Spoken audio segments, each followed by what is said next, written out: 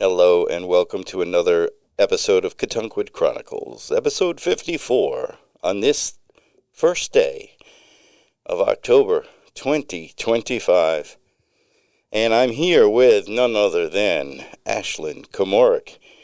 And our guest bailed on us today, but that's okay, because the guest suggested that they come back next week, which is fine. And how are you, James? I am I'm in a really interesting point in my life where I've kind of set up all these creative things I'm doing. And now you don't have enough time to do them all. Well, I have enough time, but I'm like getting a little confused by it all. It's lots of meetings. You're spread too thin.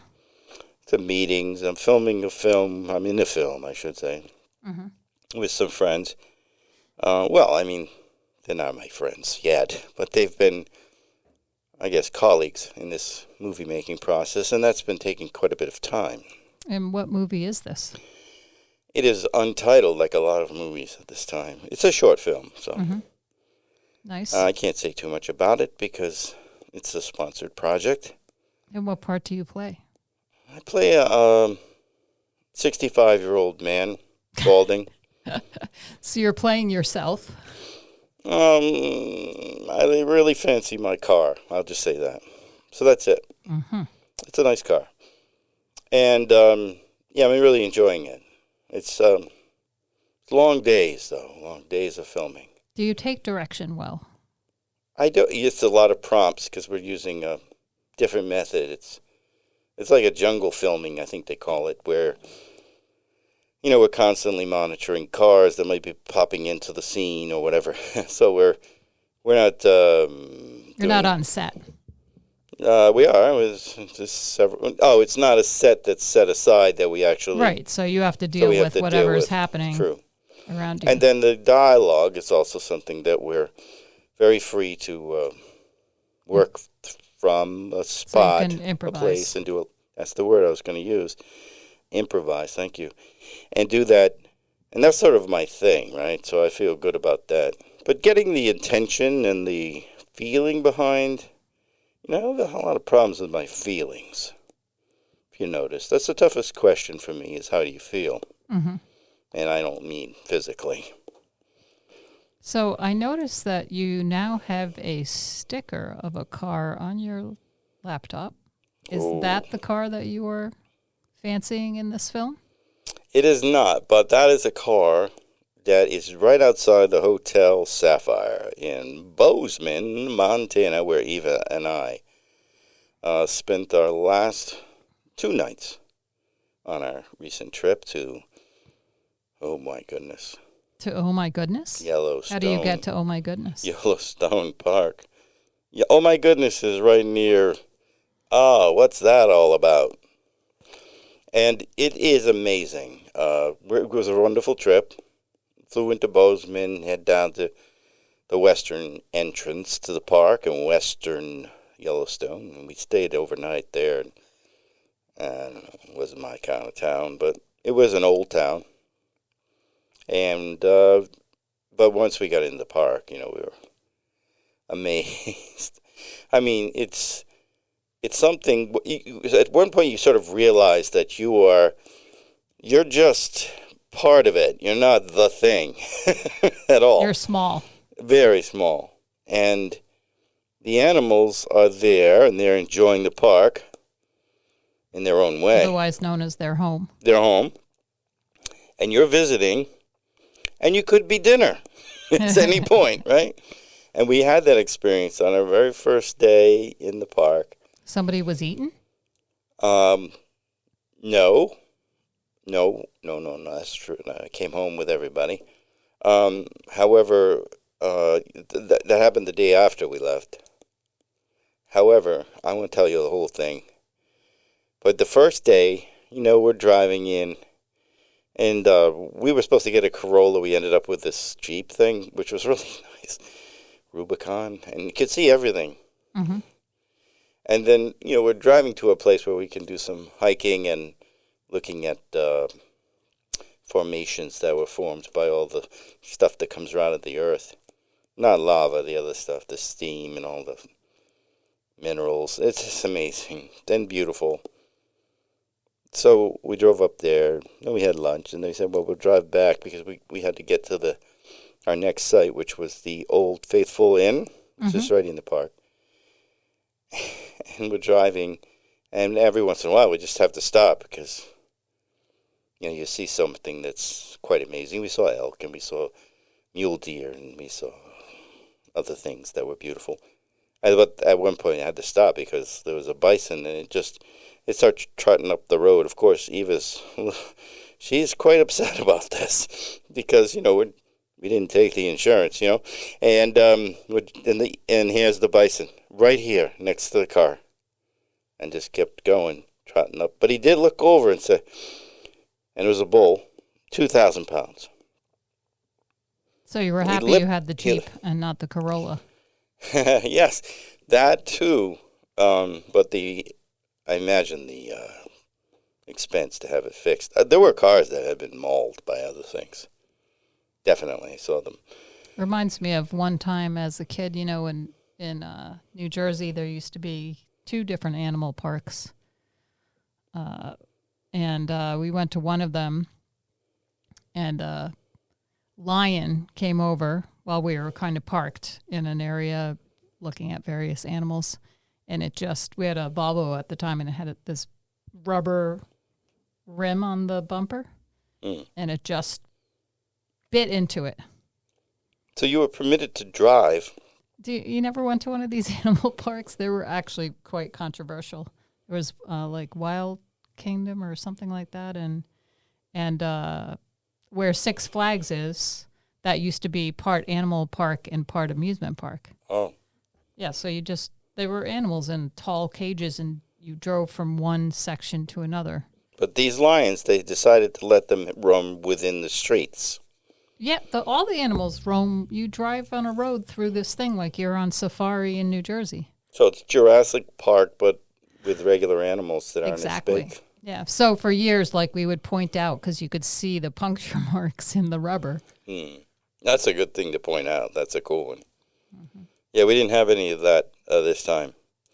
However, we did take one of those tours. We went with 10 other people and an expert. And that was very interesting. They get you in a van, then they bring you out to places, then they walk you around. But they know everything about everything. You can't stump them. I asked one question that the answer was controversial. Because we came to a high point and we're overlooking the other Grand Canyon, the one in Yellowstone. It's beautiful, beyond beauty. But you're at a high point and everybody's taking pictures. And I asked the guide, I said, what percentage of people drop their cameras over the side? And I figured he couldn't come up with an answer. He said less than 1%. And so he must have been asked before, and he came up with an answer. Mm-hmm. But I think that's feasible. It's pretty reasonable. You didn't ask what percentage of people went over with their cameras. Well, people were making a lot of mistakes with that kind of thing. Taking pictures way out in front of other people in precarious positions. I think that was the day, though, that at the end of the day, he brought us to a place where lots of cars were parked so that there's something's going on. And there were multiple big, giant cameras. And we're I knew precisely, 108 yards from a grizzly bear that was eating. It had pulled a full-size bull elk, out of the mud, dragged it backwards. It was dead. The ranger had shot it because it had been suffering. Oh, it got stuck in the mud. Correct. Pulled it out with his teeth. I saw it on film. And then proceeded to eat it for multiple days, and we were in day 2. He had been on it for 24 hours, and it was funny. He would eat, and then he would lay back almost as if he was like you'd feel if you were overindulged. If he ate too much. Yeah. But then he'd go for it again. Yeah. He popped a couple of beers.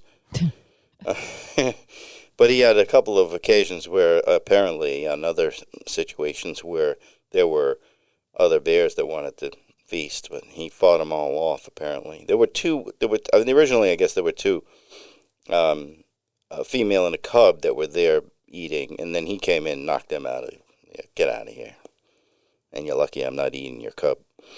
And then he took over the scene and had to fight off one other bear at some point. I didn't see any of this, but the thing I was talking about before, about someone getting injured, I believe it was the same bear because it's the same area, and there was a man on a trail. He was walking the trail alone, and apparently this bear was in a feisty mood because it's likely the same bear because it was in the very same area. And, he didn't know there was a bear there, this dude. And he had the spray, but apparently it didn't matter. The bear was on him too quickly. And it hit him it caught him in the head and gave him a big crunch, and then it grabbed his arm and cut his arm to shreds. But he lived. Wow. Yeah. So we were there in that world. And that was the first time that's happened since 2019 or 21 or something. So, and which is remarkable in that, there's a lot of animals out there. I was surprised there's only 350 bears in that. I should say grizzly bears. That's a lot of grizzly bears. It doesn't seem like a lot, but they're pretty fast, big. They are. Ferocious. Well, this one was slow because he was hungry and he was just mowing. He was so fat. So it was a great trip, but come out of the, after a couple of days of that, I felt like we'd seen quite a bit, truthfully, and it was wonderful. And then we went down to Grand Tetons, and you come to a lake, and we went on Jenny Lake, and then Eva and I did a hike with about, 60 other people on it. And, so it wasn't too dangerous, but I did hear some crashing in the woods that wasn't people. So it was a little frightening. But we had the bear spray, and we were the only ones on the boat that had any. So, and there was also rangers occasionally. So you seemed like there were rangers there. I guess within 30 minutes of anybody that gets messed up, they're there. Well, they won't be tomorrow. When they all get fired? They're getting fired because of the shutdown. They're not going to get paid, at least. So that's a great thing that we have going on right now, too. I was thinking also that Grand Tetons are something that's just spectacular. I described it as an El Capitan moment because we have been out to Yosemite. Mm-hmm. And when you come into Yosemite Park, you can't do anything but stop when you see El Capitan. And that's the rock face wall that runs up the side of this mountain. I don't know what it's called, at Yosemite. And it's steep, and you look up there, and there's little specks up there, and you think, what are those? And they're those people. Birds? They're people climbing it, some without ropes. My goodness.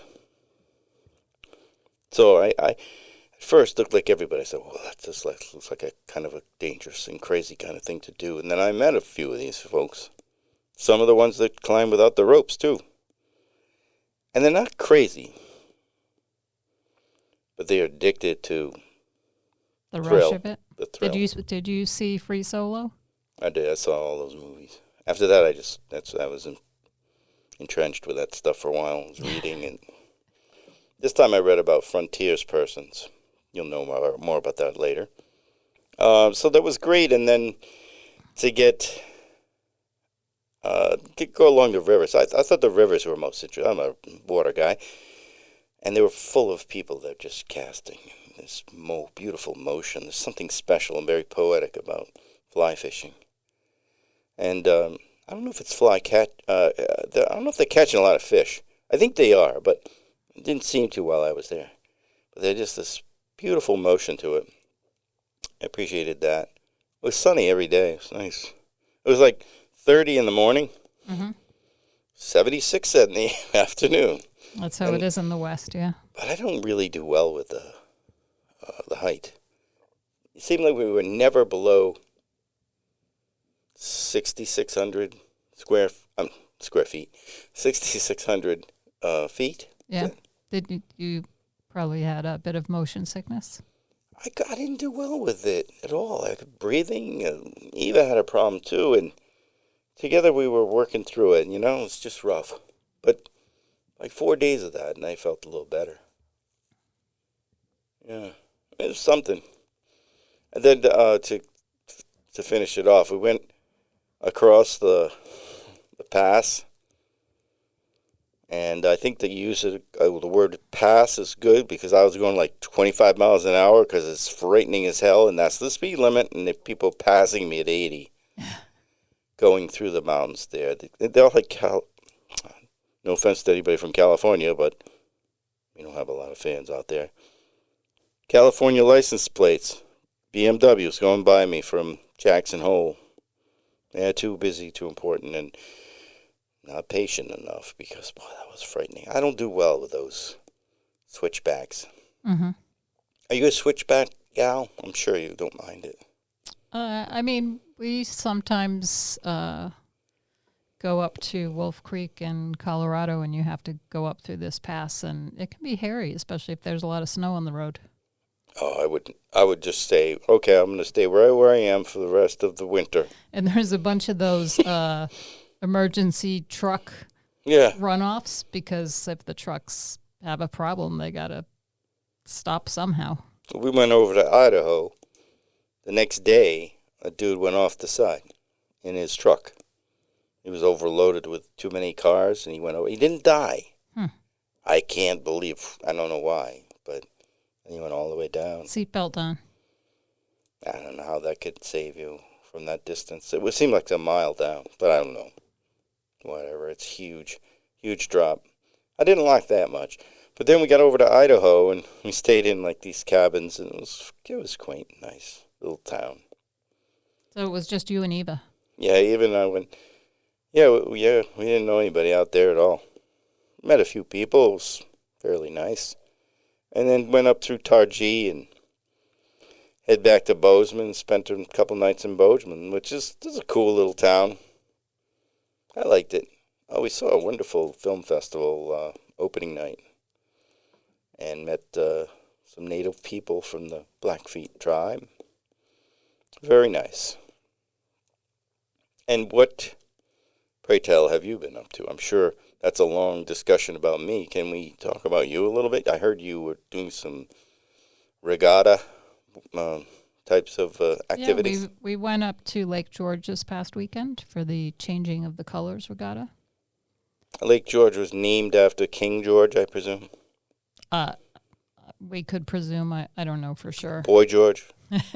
It's one of the Georges? No, I think it precedes Boy George. Oh, is it Jorge or is it George? It's George. Okay, so it's likely to be King George. Probably. But it's Champlain was also right up there, right? Champlain and then George. It's just south of Champlain. It's an interesting area because it's sort of frozen in time. Like I think all these resorts are from around the 50s. And they're still they've been maintained, but they haven't been torn down and replaced by modern structures. So I find it very cool to go there. I mean, I remember having a conversation with my mother several years ago, and, she had been there as a young person, and I'm like, it hasn't changed. It's, there's obviously a few new houses and stuff, but all of these sort of long motels that go down to the lake, they're all... Still long motels. Yeah, and they're all still the same rustic thing. And even when you're on the lake, I don't know if there's any sort of zoning, but you really don't see very many houses. They're there. They're just all tucked into the woods on the side. So it's quite beautiful. They have really good coffee and like kind of delicate cups, like in the 50s? I don't know, but we were sailing out of the Lake George Club, which I don't know when that was built either, but it's sort of in kind of a Tudor style. It's got a little stone grotto underneath. So right along the lakefront, the water lapping right at the edge of this grotto, there's these big stone arches, and there's a bar down there. And then upstairs is all dark wood with this fantastic wooden ceiling is sort of the formal dining room. Did you close the bar? No, we didn't close the bar because we had to race the next day, and there was a formal dinner, not formal, but a fancy dinner, and there was a Grateful Dead tribute band. Oh. So we stayed till the end of their first set. Oh, that's nice. But I could see that, if we stayed longer, we were not going to be very fast the next day. Oh, cool. So you stayed in a cool place. I mean, a cool area. Yeah. We stayed, I mentioned just briefly the Old Faithful Inn. Mm-hmm. Stayed there. And each night they would have music. I thought it was going to be classical music because they had, classical instruments. But they would play some classical things to start off, and then they get into rock and roll. But from the classical perspective, it was lovely. I loved it. I loved that part of the music part, yeah. So they didn't play any Jerry Garcia, but they played The Who. The band, those kinds of things. It's fun. So anyway, speaking back to of musicals, or not musical, but music, you had your first open mic night. Over in that other town, just south of us, in Jamestown, at the Narragansett Cafe. And we had a good time. Yeah, it was called Wednesday Night Live at the Gandy. It happens every third Wednesday of the month, and this was the first one, inaugural. I was impressed with how many people showed up and the range of talent. Yeah, the range of talent. I think I don't know if I could go up on stage and perform something that I, whatever, a poem or something that I just made up, and I think there was a lot of people took risks going up there, and I was impressed by that. I was too. And for those that did it for the first time, there were a few of those. And there was a comedian and she was, I would like to encourage more comedians to come forward because she was funny and she was great and unassuming and there were some polished people, but there were a lot of people who were just trying something out, and that was pretty cool. I love that. I love that part of it. And that's why I really believe that it's important that people be able to sign up later in the evening if they get something going and they get the juices flowing and they run out to their car and get their banjo or whatever it might be. Mm-hmm. Because it doesn't have to be musical either, by the way. It could be... Oh, yeah. There was a full range. There was poetry, comedy. It was something someone did where they made a song on stage, recorded it, and then put poetry to it, which was kind of cool. I think that someone was once a guest on this show. Yes, he was. Yes, that's none other than, I forgot his name now. So we were able to, incorporate a lot of different ideas. I think there's an interest in incorporating some improvisation, too. So we're going to try to pull that together for next time, which I kind of like to do something like that, give it a try, see what people come up with on the spot. And you say you couldn't do that, but I know you to do everything. I think I couldn't go out. I would practice and practice and practice until I was like, okay, now I can do it, no problem. But I think people went up without, that were just took a risk. Yes, right. And they were I don't know. I'm sure the people that took a risk, they were out there. They had practice too, right? But others, some are better than others, and it was wonderful. I thought it was great. There's some things we're going to improve. Like the sign up has to improve the sound. We're going to improve the sound. There's been a commitment to the sound, so that's good. So our sound system will reach everyone. I felt like we didn't reach certain parts of the space. it's a big space. It's a great space to work from. Yeah, I mean, you did have some people who were probably like the regulars who were just in the back doing their own thing. So they weren't necessarily being good spectators, but, you can understand that it's their bar and... We were visiting. Yeah. Well, that was fun, and I really appreciate you being there. And, of course, Eva was there, right there with you. And my nephew showed up, who's been on the show before, our Corvalet. And then we had some of your family there, too. So and Stuart. Stuart did perform. He performed. He played a very nice rendition of the song that is utilized during the Civil War, elements of the Ken Burns program. Yes. I thought that was great. Mm-hmm. He did a great job with that, and there was one other. And I appreciated hearing a different sound because we heard a lot of guitars. Yeah. Which is fine. I like guitars, too. So that was great. And there was, there seemed to be enough people that had expressed that they're coming back. So we're going to have a lot of, I'm going to try to get some variety too, so that's good.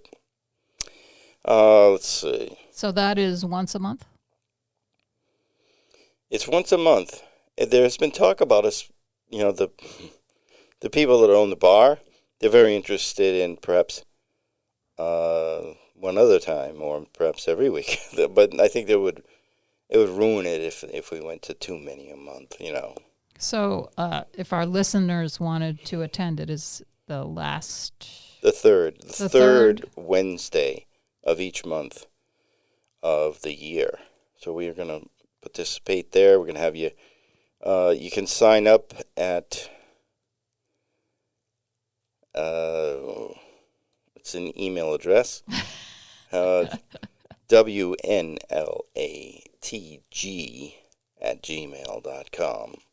That's Wednesday night live at the Ganny at gmail.com. And you can sign up the night of, which is fine. We ask you to come in early. It ran from 8 to 10. We're going to see if we can get in there at 7:30 and start sign-ups at 7. That'll give some of us older folks. Yeah, because there were a few people that were going to perform, and they couldn't hang. It was bedtime. Yeah, people have work to do the next day. Not all of us are so privileged to be podcasters and have this different type of schedule. So what else is going on? Have you enjoyed the fall thus far? It hasn't been really fall yet. Not for very long. Been swimming? I was swimming.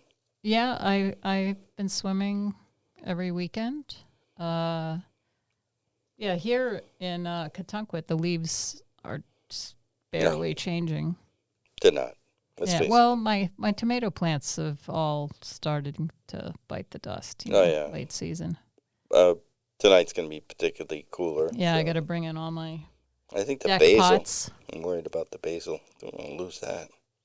Yeah, my rosemary. Well, anyway, but yeah, the deck pots need to come in. But the weather's been nice. We finally got a good rain. Oh, I know. It's been. I didn't think it was ever going to rain. I thought we were all going to die of no rain. It seemed like that. It did. Oh, well, wanted to ask about one other thing related to that. It doesn't come to my mind, but it will later, and then I'll just stop whatever we're doing, and I'll mention it. Oh, yeah, I did want to mention that we had, before we left to go away, we've been preparing for 5 or 6 weeks. We had 2 engagements this summer, which is cool. 2 of our kids, and we only have 2. So we had an engagement party, nice. For one of our daughters, and it was nice. It was like 95 of her closest friends. So it was nice. It was a tent, and it felt like a wedding, but it was nice. It was with a cake. So you got a cake, you got a wedding. So that's the way it works. But we didn't. So we just had lots of fun. Good time. Nice to see everybody and to meet all these young people. It was like, it's very, very refreshing to have, let's say 65 people in their 20s in the same space, listen to conversations, get involved with them. They drank everything there was, almost. I had a pram, which is about an 8-foot pram that I had rebuilt, and I don't know, it was full of ice and liquid refreshments. Plus, they had signature drinks and all that stuff, and all gone. They ate every single oyster, all the shrimp. This sounds like the reception. So I hope you're off the hook for all of that. They can just get married by a justice of the peace and. Well, you can do whatever they want.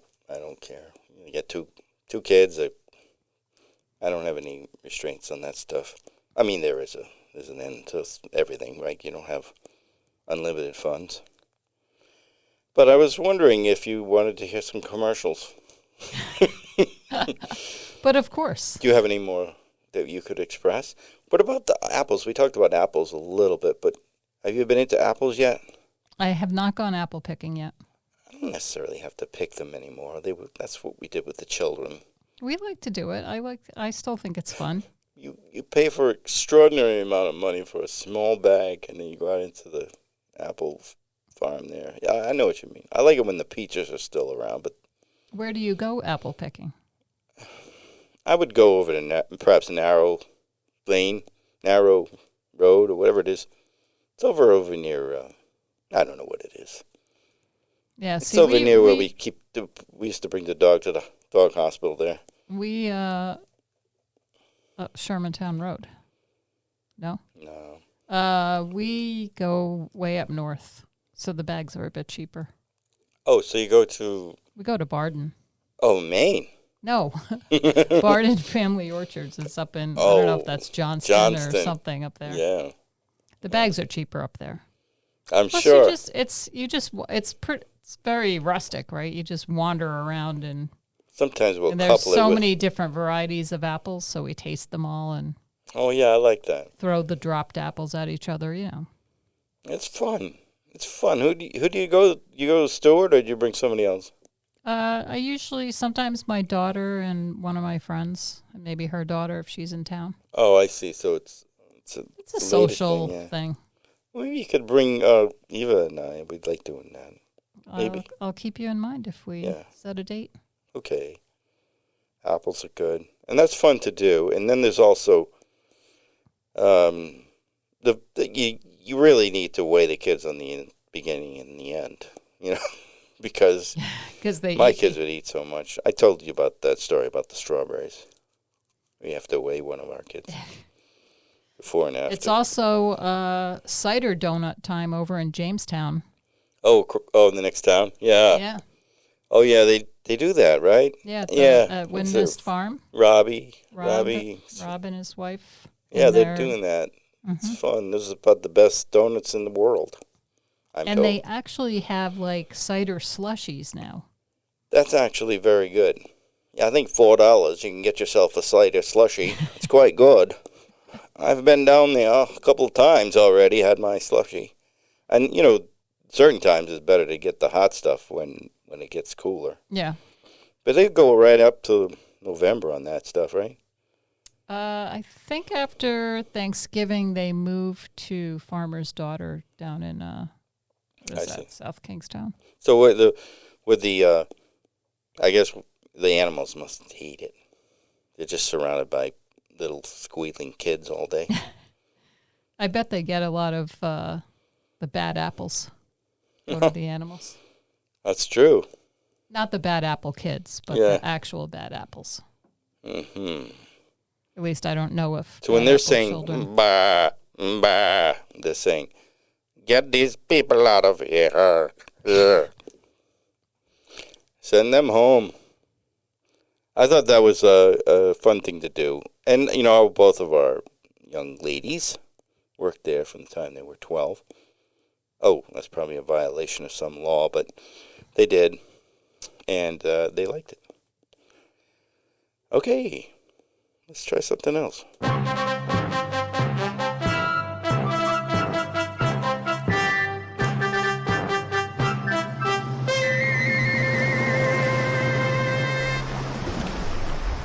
Ashlyn, I think you'd really appreciate this first commercial. It's more like a notice.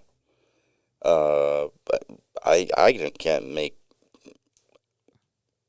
hide and hair what's going on here, what they're trying to ask for here.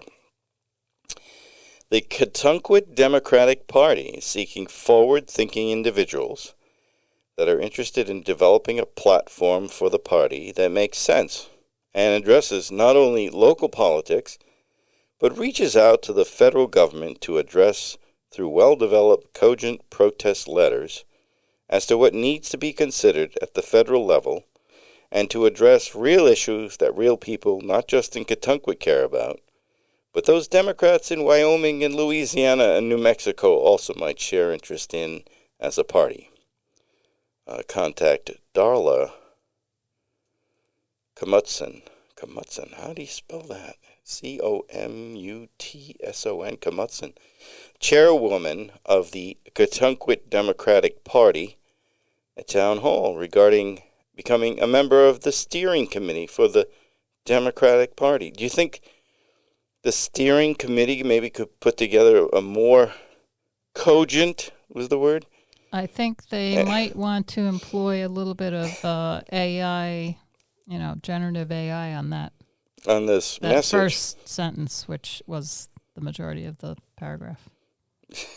It's one sentence that lasted quite a long time. Let's look at this. Individuals, the party, politics, address what needs to be considered. It's 2, 4, 6, 7, 8 lines for one sentence. Work on that. So the first thing the Democrats could do is employ AI. Is that what you're suggesting? I would imagine they need some steering, though. Don't you think that they're making some? They need to reinvent themselves. That is true. I guess they as we. But if we were to think about it, I think maybe just have to, come on, maybe come back to the middle a little bit, reach out and find some other. 90 million people didn't vote, though. Yeah, that's a problem. Yes. It's not only their fault, but it is partially their fault. Okay, next one. The Indigenous Peoples Day Around the Island bicycle race is to be held at Fort Perry on October 11th, starting at 8:30 a.m. Registration is online. Register at www.ipdaib.com. No tricycles and no nudity. I guess they had some nudity recently in that race. There's a lot of nudity things that come up in this. However, this was an incident 2 years ago, was it? You're looking at me and I don't know where you're going. It wasn't you. I think there was a situation where one of the members of the group, they had the number on the shirt and everything, and it was a hot day, and they just stripped right off at some point when they stopped for water or whatever. Then they got back on and just kept going. With nothing on. Nothing but Not even the their number. Oh, they had got the number. Yes, well, the rules probably only state that you have to have the number, but now that they've changed this to no nudity, that won't happen again. You never know. And here we have another one that you might want to check into. This came through via fax, so that'll tell you a little bit about this group. The Momoass. That's Momoass or Mamo-ass. That's MOMMOASS. That's Mothers of Modern Mentors of American Societal Structures. Is having a book burning at Billings Beach, Saturday, October 4th, 2025 at 8 p.m. All illicit materials, including copies of To Kill a Mockingbird and anything by Truman Capote and some Dr. Seuss books will be burned along with other materials, says Susie S., known as Lead Momoass, or for short, Lead Ass, or I look at it as Lead Ass. What do you think? It does look like lead ass. It does. She's the lead ass or the Momo ass. Who asked that her last name not be included in this notice. I'm surprised, that she didn't put her last name in. Went on to note, bring your family. We have candy apples, cotton candy, and apple cider for everyone. Bring a book or two. I'll run right upstairs and get my 2 copies of To Kill a Mockingbird. Yeah, your first editions. My goodness. Oh, my goodness. Okay, so there you have it, folks. They want this out there. The Momo ass mothers of modern mentors of miracle societal structures. A book burning. Boy, what has it come to? Jake's, this is the next one, not related to any of that above. Jake's dump-picked used bikes. Don't we have a lot of these kinds of innovative ideas? I like this recycling thing. Jake's dump-picked used bikes urges you to upgrade and come on by this weekend to the school, where Jake will sell a slightly used and refurbished bicycle. He will accept trade of old bikes, or will retrofit your bike to become an electric bike. Also nice, right? Yeah. Jake says, I have hundreds of bicycles for your consideration. It wouldn't be the first time I refurbished a bike and sold it back to the same former owners at my once-a-year used bike swap and sell. See you at the school at noon. October 4th. You going? You going to go down? I don't know, but it's a good time to do it because next Wednesday is Bike to School Day. Isn't that nice? Mm-hmm. Was it walk to school day the other day? Because I saw a lot of people walking to school. No, I think that's just the people who walk to school.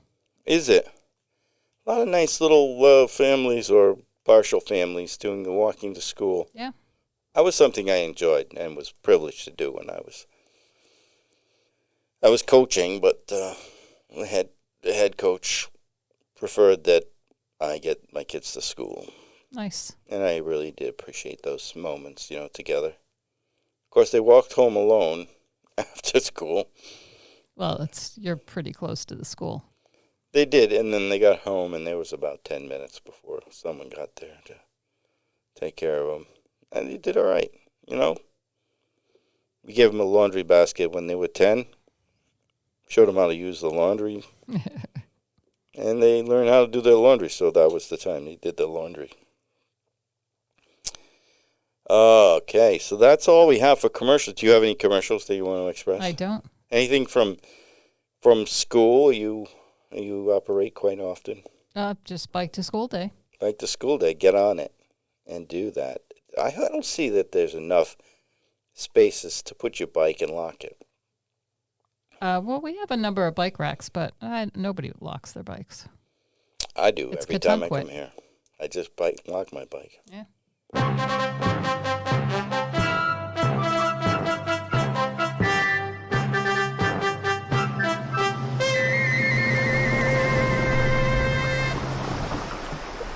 Okay. Well, on that topic of bikes, you encouraged me to do something that I thought was very, very important to me, and it's almost saved my life already. I You thought you were encouraged going to me. say very, very crazy, but go ahead. No, it's a really important thing. 2 things. One is that you encouraged me to use my helmet when I ride my bike. And I appreciate that because, my body's broken down, my brain, I need that. That's one thing. And then the other was to put lights on my bike, front and back. And I use it all the time. I use my bike more because I can go out at night. Why drive when I can just... Right. And pretty much everywhere in town you can ride to. That's true. And people see more of me now because I'm not... if I was going to drive over, I was like, I don't want to drive over. And I just stay home. But now, I just ride over to say hi to my friends. Well, we come to that part of the show where is it BS or not? Do you have anything for us today? Yeah, well, as it's October, which, sort of like that time of year, getting to the spooky time of year, I do have a thing, and you can say whether it's BS or not. and it's related to, I don't know, maybe they're ghosts, but back, I don't know exactly the year, but back during, the early heyday of Newport, Yes. 26 people were hung in one public event. Yes. And then they were buried between the low tide and the high tide line on Goat Island. They were pirates. Yes. And it was on Monotony Hill there, Monotony? Or No, they were, where the lobster shack is? Yeah. That's where they were hung. I hope they had lobster before they were hung. I don't think that was the lobster shack back then, but anyway, I did not know that. I did know that there were pirates. I just guessed that they were the pirates, but that's sort of an odd place to bury them because it probably might affect the water. You want to I be would above. think that if you're that space between high tide and low tide, that gets exposed. But apparently it was done so they would never rest. I assumed it was something of that sort, that they were, it was some kind of spiritual thing. Because they did a lot of nasty things, those pirates. But, I don't know, there was one famous one amongst them. Kidd? Or was it Cook? Kidd. No, it wasn't Cook. It was Kidd that lived up here. Yeah, but I don't know if he was amongst those 26. But it's kind of interesting because, Newport really embraced the pirates for a long time, and then they had enough of them and turned on them. And They went to the Red Sox. yes.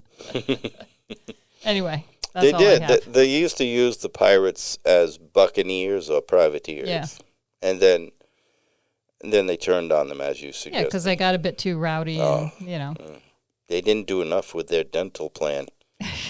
They weren't working every 6 months have their teeth fixed, because that was always something I saw in the movies.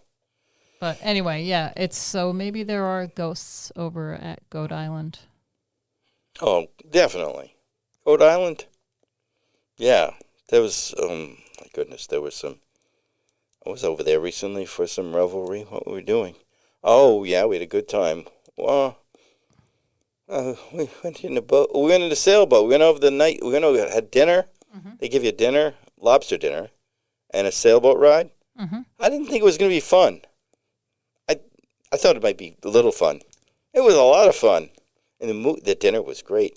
That'd be something we should do together with you and Stuart and me and Eva. We could do that. It wasn't that expensive either, and it was really fun. I mean, you go in sailboats all the time. But who provided the dinner? They did. Who's they? This company that's, it's a ecotourism company, right? Related to the tall ship. Was it a tall ship? What ship? What boat was it? Oh, yeah, you got me there. That like would be Adirondack? Yeah, that was that one. Oh, okay. And we went out, and they sailed it. Yeah. But they didn't get outside of they didn't head up. It was the tides weren't right, but the wind was good, and they brought us right over near the Jamestown. Mm-hmm. And just south of us from here. And then they came back. I don't know, and the show was over. But it was, I don't know, I had a good time. And the meal was Did they feed you on the boat? No, underneath a big tent. It was out fun. on Goat Island? Yeah. Oh. I don't think it was, I don't know what it cost, but it wasn't too bad. Nice. So is it business BS or not? Is it BS or not? And I wanted to express this. John Coulter, frontiers person that hiked to the Pacific coast from St. Louis, Missouri with Lewis and Clark, their expedition, along with Sacagawea, who, by the way, she walked 1,000 miles with her baby in her arms to guide these folks. That's one amazing feat. It probably wasn't a baby by the time she was done with that many miles. It was 2 years. So the baby did some walking, too. While exploring the West. At a later date in that same area, which is now near Yellowstone Park in Wyoming and Montana over there, Coulter befriended the Shoshone and the Crow native tribes. Well, somehow, pardon me, and then he coughed like this. Sorry about that. So he befriended the Shoshones and the Crows, and he pissed off the Blackfeet tribe, and the two tribes were angered. The Blackfeet tribe has always had issues with the Crow and the Shoshone in that region. Pretty much everybody in the region, because they had the best of everything. The Blackfeet, they had a wonderful situation. They had bison, elk, fish teeming in the streams, bear, all the things they needed, certain plants and everything, all in that area, so everybody was sort of jealous. And then the colonizers came. I know. No, that's for later. So, this dude, Coulter, he was beaver trapping in the Blackfeet country. And he was paddling, he was right on the border, but he was paddling with a fellow frontiers person on a tributary of I think it was the Gallatin River. And he was startled by and surrounded by 800 Blackfeet warriors. That's a lot. So they had him surrounded. So Coulter paddled to shore. He was certain of his death, of course. While the other trapper fired on the native warriors, it was immediately filled with lead and died. Coulter was stripped naked, stripped of his knife and his guns, and he was permitted to leave. He was encouraged to run. But he walked. Smartly, he walked for a while. And the Blackfeet chief motioned in sign language for him to run. But he pretended it was undignified to run, and he tried to essentially separate himself from the group. Because when Coulter was far enough away that he felt he had a decent lead, he ran as fast as he could, and then the chief set the young warriors on his tail. So they gave him a running start. Eager to gain position in the tribe, these folks were, like these warriors, and they were fast afoot after him. So Coulter ran so long and so fast that only one warrior kept up with him.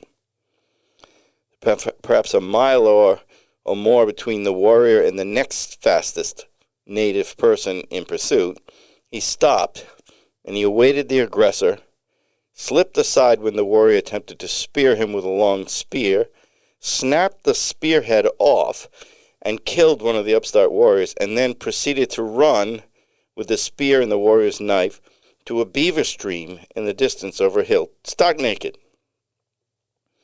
He ducked into the cold stream and hid beneath the beaver hut. When the braves arrived to hunt for Coulter, he'd vanished.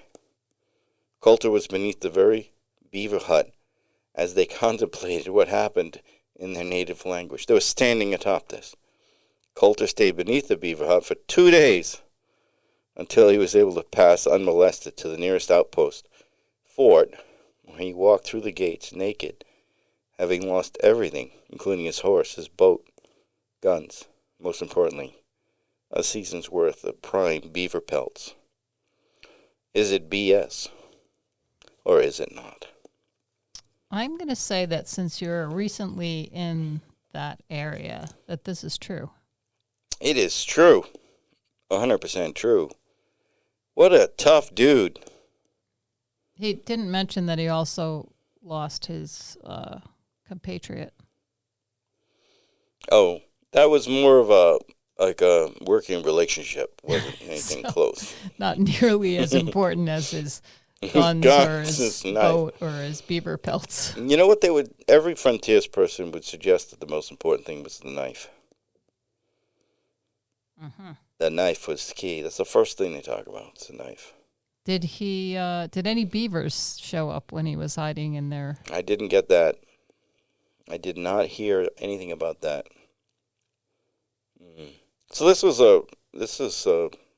real stuff that really happened, and there were some very tough dudes out there that went out and, they were trying to make a way to commercialize, the West, and they succeeded. they succeeded. And it was at a huge expense to the people that live and own and work in there. So there's tribe members still out there, and there are many, many, many of them, and they are in the business. Often, many of them are in the business of bison herds, keeping bison herds on their property. And there are fences, though.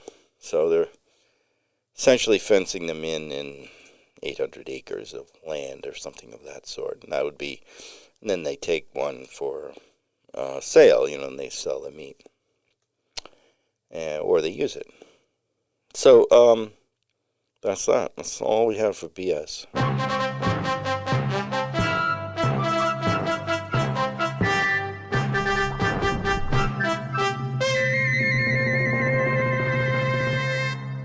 Okay, we'll stop that. This is entitled Assumptions. Do you have a few minutes? Sure. Okay, so we're at what time? We're good. Assumptions. Okay, so the silky smooth air in the parking area called for autumn this mid-September day with its lightly light northerly breezes. Yet moisture crawled down Stanley's back as he lifted the largest of travel bags into their Volvo X40 all-electric car as Agnes stood in the roadway beneath the painted exit sign of parking garage C, determined to direct Stanley backwards into the exit lane. Despite Stanley's superb driving skills, which were evident throughout their month-long trip through North America's northern states, Stanley, unlike Agnes, utilizes Volvo's technological advances and drives their car in reverse gear successfully with partial use of the car's cameras. Nevertheless, Agnes insists on directing. "Please get in the car, Agnes," Stanley calls out through a closed window. "Open your window! I can't hear you!" Agnes yells out as Stanley's driver's side window opens simultaneously. "I don't need direction. I have the cameras. But if you insist, please use the signals I showed you, not the words. Words are meaningless here in this loud environment." Exasperated, after a long journey, Stanley waves signals with a closed fist, an open hand, meaning "move back," reminding Agnes of the hand signals. He'd been an English teacher for 3 decades at middle school in Kentucket, small island set in Narragansett Bay in Rhode Island. Agnes holds up a closed fist, using her right hand, as her left hand motions Stanley backwards. "Watch out for the sign on your driver's side," Agnes screams, dropping both hands as Stanley stops abruptly.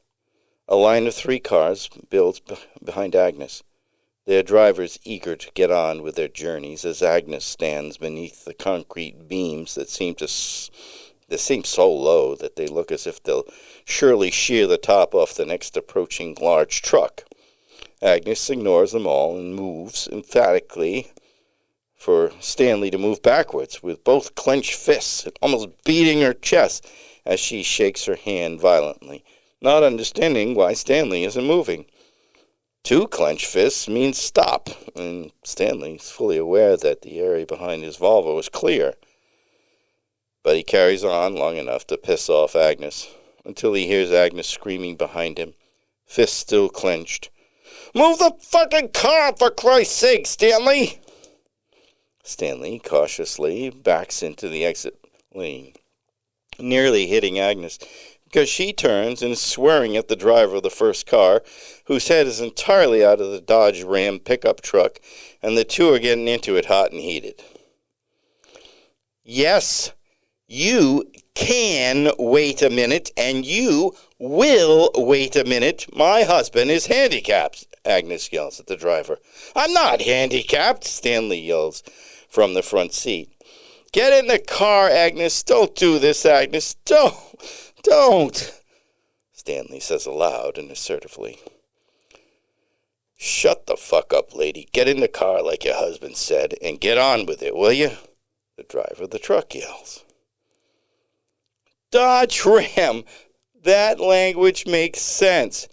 What do you got for mileage on that beast? 13 miles per gallon? That's the truck they advertise as America's truck. The whole thing about what it is to be American. It's a nationalistic rah-rah USA, America's best. It's an ad campaign that's all directed at Trump supporters. It's a direct appeal to sell gas-guzzling trucks. I wouldn't take one if it gave it to me.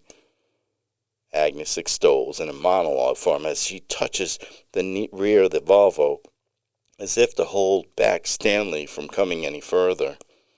The last car in line, awaiting Stanley and Agnes's departure, beeps her horn. Then all three cars are beeping nearly in unison, with the Dodge Ram most unique as the horn expresses a donkey hee-haw, hee-haw, bellowing. The driver's head is outside of the car, and he seems to enjoy the sound as he smirks and even frowns at Agnes. Agnes leaves the relative safety of her proximity to the Volvo, ventures past the front of the white Dodge Ram, heading for the rear of the vehicle, almost strutting as she walks, her head back, chin up, and proud. Too proud. Stay away from my fucking truck, lady, the Dodge owner says as Agnes passes nearby. You've been away a while, Agnes asserts loudly, above the noise of the honking. Your car is dirty. I never get a white car. You must have been on vacation for a week or two. What the fuck are you doing? I'm checking something back here. Sure. I knew it. Stanley! Stanley! You've got to see this, just as I suspected. He's got the stainless steel bull's nutsack hanging from the toe hitch. Agnes speaks loudly as if she's a candidate for office and someone forgot the microphone system. The truck owner exits his car. Oh shit, here we go again, Stanley mutters to himself as he exits his own car, leaving the door open. Because the car's new and all electric, and he's not sure if the door closes or whether it'll lock behind him, and he's pretty sure he's going to need a quick getaway. The honking increases as a new car joins the waiting line, increasing the line to 4 cars now. 2 of the car owners are out of their vehicles, heads cocked and seemingly not sure what is to follow, and looking on curiously with deep concern. You have any flags in your truck? She asks as she peeks at the bed of the truck. Yup. Trump 2024 and take America back. Stanley, take America back. She yells aloud. He'll be flying the flags as soon as he leaves the garage. Sure as shit. I can't believe it. Take America backwards. That's what it should say. Agnes announces to those watching, as if a lawyer speaking to a jury. Come on, Agnes. We're tired. It's been a long trip. Give this guy a pass, will you? Stanley pleads with Agnes. You her old man? The truck owner asks. He's my old man, Agnes responds before Stanley can get the words out. I'm not old, Stanley says, while loosening the buttons on his coat. A 5th car awaits, but the car owners have stopped beeping as they look on curiously like a group of people standing over a recently killed deer on the side of the busy roadway. You check that shit with your old lady, man. She's fucked up, man. I just want to go home after a nice vacation, Stanley says loud enough for Agnes to hear as she retreats to the Volvo while pointing and wagging her index finger. Agnes. Hey, Agnes. Check that shit, will you? Stanley yells aloud. as Agnes opens the passenger side door and gets in. I don't know what she's trying to prove, man, the truck owner says while shaking his head. My wife makes a lot of assumptions. I mean, the Trump signs in the back, Stanley says while pointing to the bed of the truck and scratching the back of his neck and looking down as he scratches.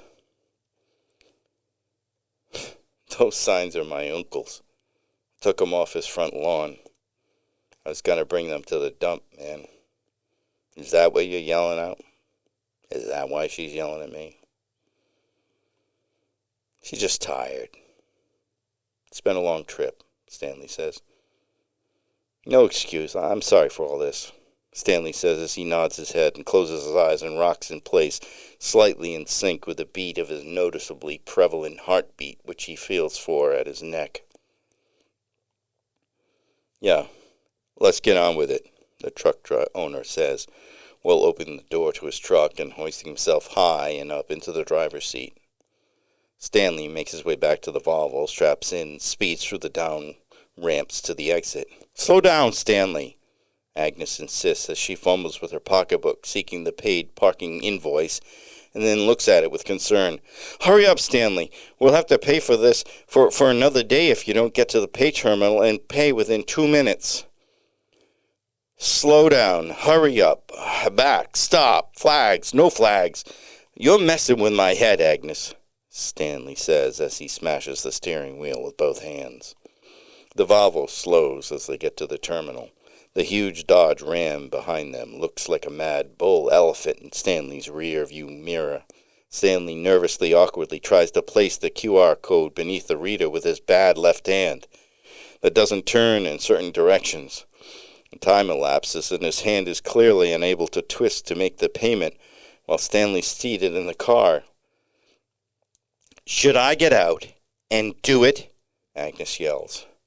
I've had to take care of everything on this trip, she says as she rips the paper from Stanley's hands, as it exits the car, passes in front of the Dodge Ram, and opens the gate. I'll wait on the other side, Agnes says as she walks behind the 12-foot-high electronic gate. Hurry, slowpoke. You're going to ruin my car if that bar thingy, that gate, whatchamacallit, hits you, Agnes yells. Stanley punches the accelerator, squeals the tires, and gets all the way to the end of the on-ramp to the airport rotary before he stops. Stanley sees Agnes running awkwardly toward him in his mirrors. The parking seat flies from her hand above her head like a flag. Her hair bounces on her shoulders, and Stanley can see that even her upper lip is quivering as she nears. The car door opens and slams. What the fuck was that about? She asked, still shaking as tears flowed down her cheeks from her tired eyes. What the fuck was that about? Stanley asks, repeating her words, as he speeds out of the airport, down Route 95 doing 80 miles per hour. The two make the short trip towards home in complete silence. Agnes closes her eyes and rests, her head hitting the side window, awakening her from time to time as Stanley looks over to check on her. She's still sleeping when they reach town. Stanley passes the street leading to their house and drives to Herringbone Beach. Agnes awakens as he's rummaging through his suitcase in the back with the hatch open, looking for a swimsuit. The waves pound the beach. Where are we? I must have dozed off. The beach? She says while looking forward at the crashing waves. She turns to see Stanley stark naked and putting his swim trunks on, pulling him up over kind of quickly. Stanley, what are you doing? I'm taking a swim in the ocean, he says while grabbing a cotton blanket that they use for picnics from time to time. He drapes the blanket over his right shoulder to use as a towel, then lifts the blanket off his shoulder, gesturing to Agnes and offers, I'll share if you want to swim.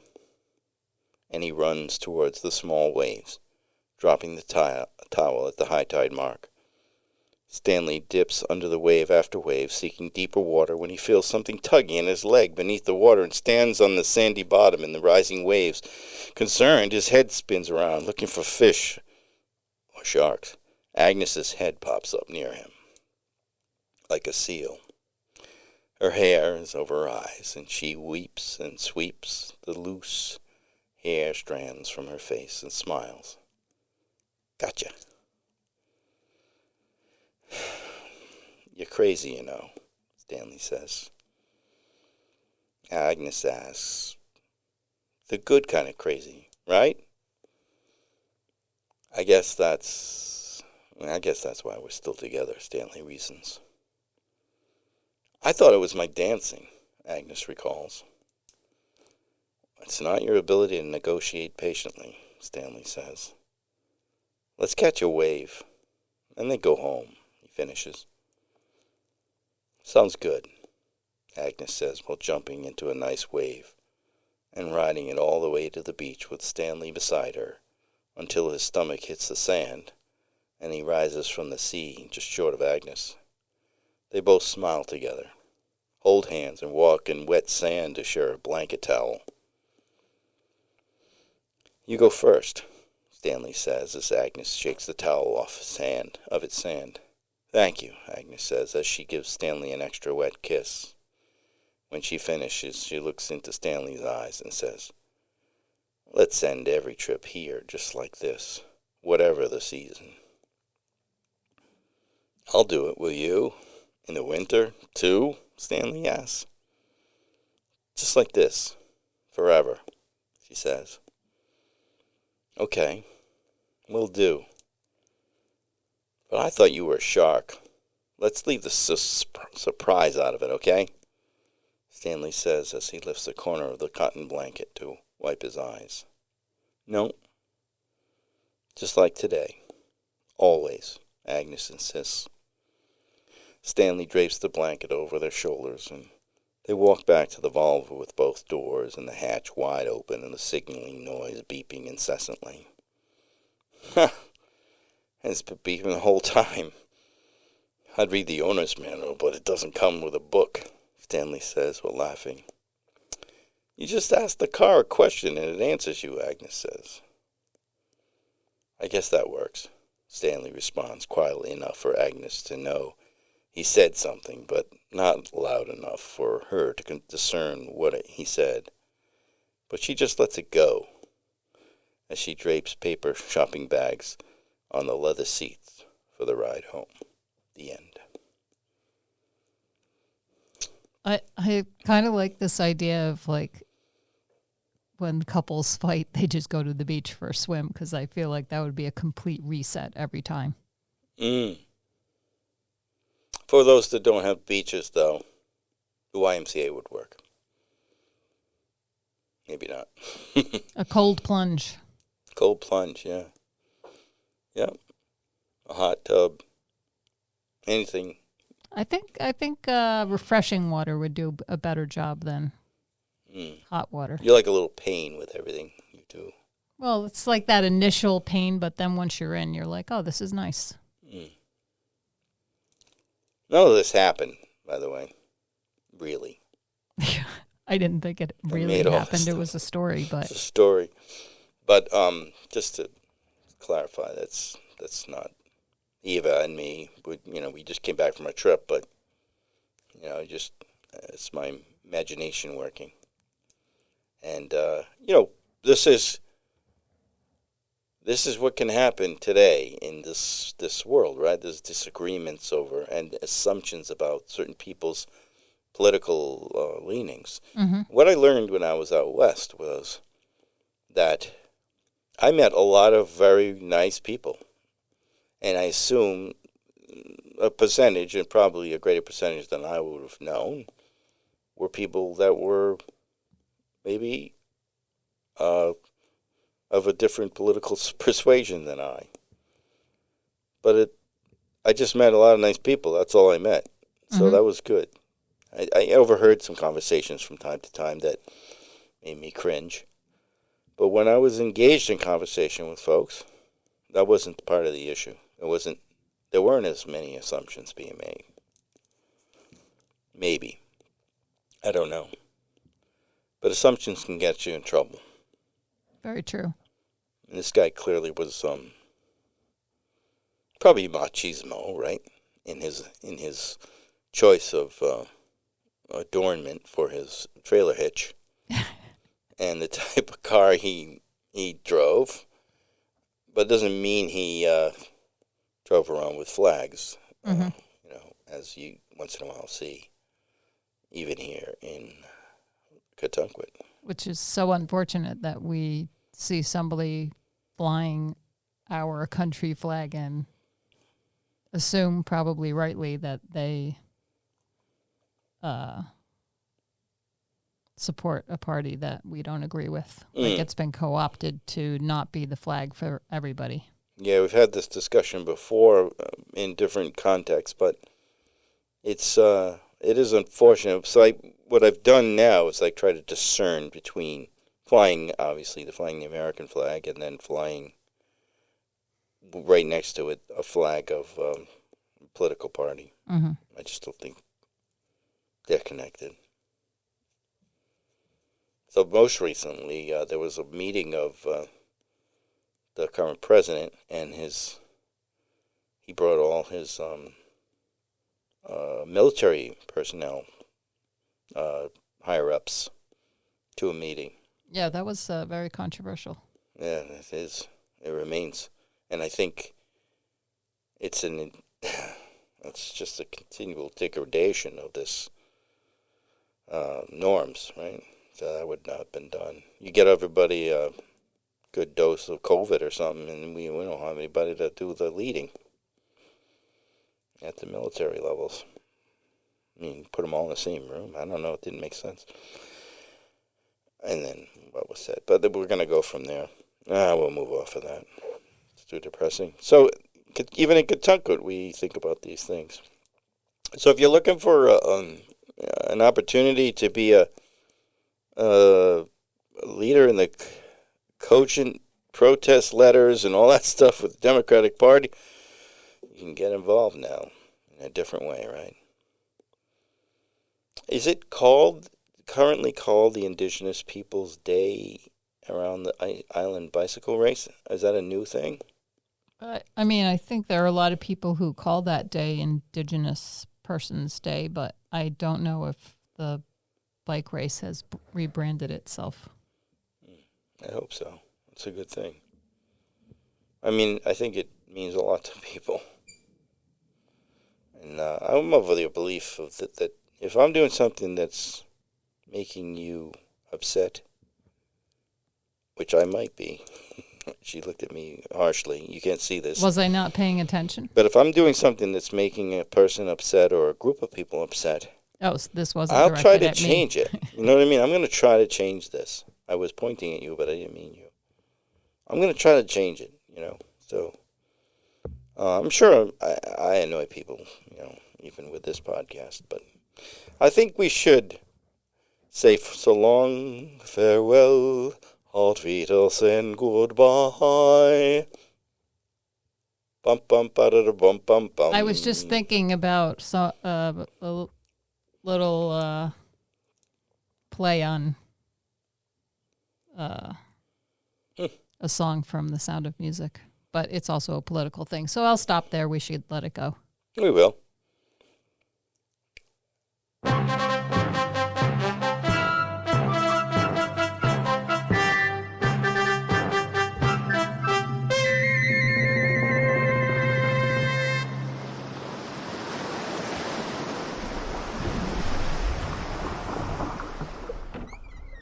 Did Stuart fix that water leak in your cellar?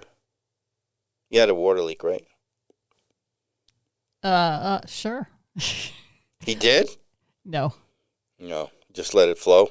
Just open the back door and let it all just run out. Well, it goes back into the aquifer. I'll see you later. Bye.